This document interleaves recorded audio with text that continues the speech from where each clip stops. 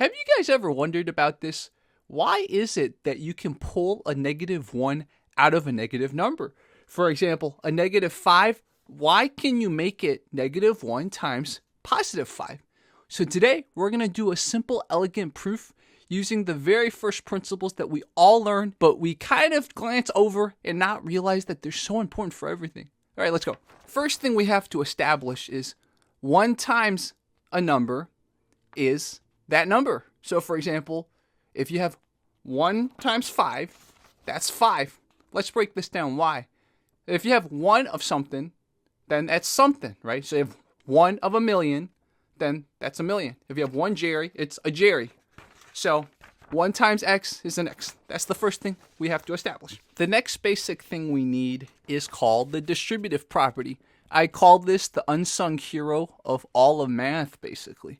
What this little property means is that if you have a value plus a second value, and the result of that, then you multiply something, well, you can change the order of things a little bit by multiplying this third value through this parentheses, basically. So instead of adding this first, then multiplying, you can have this third value multiply the first value, then add that same third value multiplied by the second value. Now, guys, I apologize. I accidentally wrote a B twice like an idiot, so that's why this looks like an awkward C.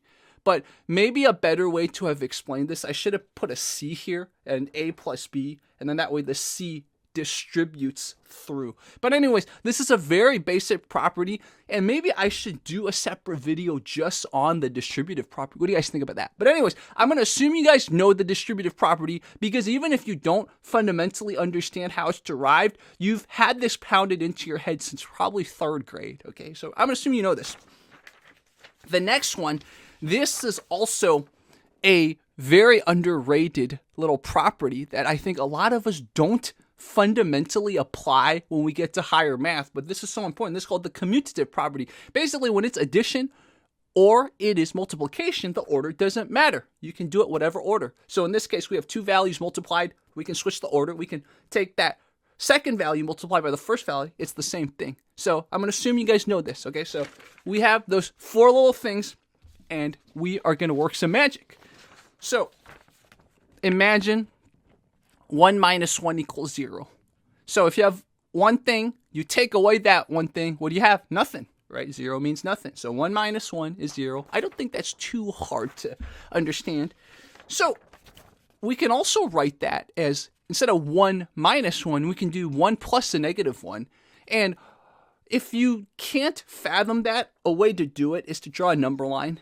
So you have 1, and if you add a -1, so you're taking this interval, you're adding this interval to it, what do you get? You get this. So that's a way to think about it. So 1 minus 1 is 0, but 1 plus a -1 is also 0. Okay, so we have this now. We're going to apply the distributive property. We're going to distribute something. What are we going to distribute? So when we have an equal sign, right, whatever thing we multiply or add or subtract or divide or anything complicated, we're going to do it equally on the other side.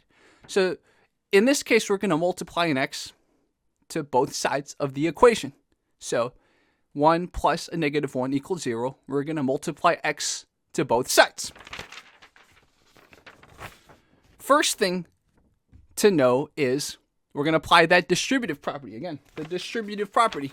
So what do? You multiply the x times the 1 plus the -1 times the x, or the x times the -1. So I wrote it out for you here.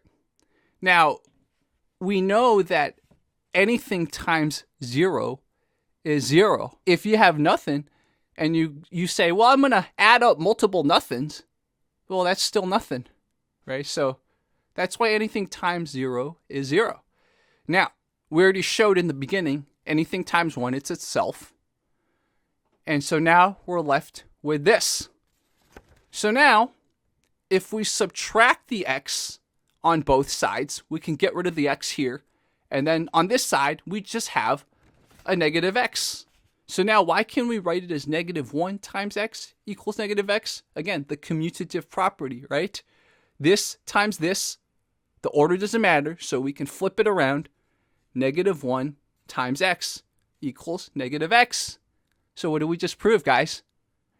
Whenever it's a negative number, what can we do? We can multiply a -1 out of it. So that's how you prove what we've always kind of known and we sort of took for granted, but I don't know. I don't know if your teachers ever proved this, but I'll prove this to you guys. And I'm not claiming to be a teacher. I'm just someone trying to rediscover math, find the beauty, find the joys, because you need it for life. No matter how far you run away from it, you need it for life. So I hope this inspires you guys. Keep learning.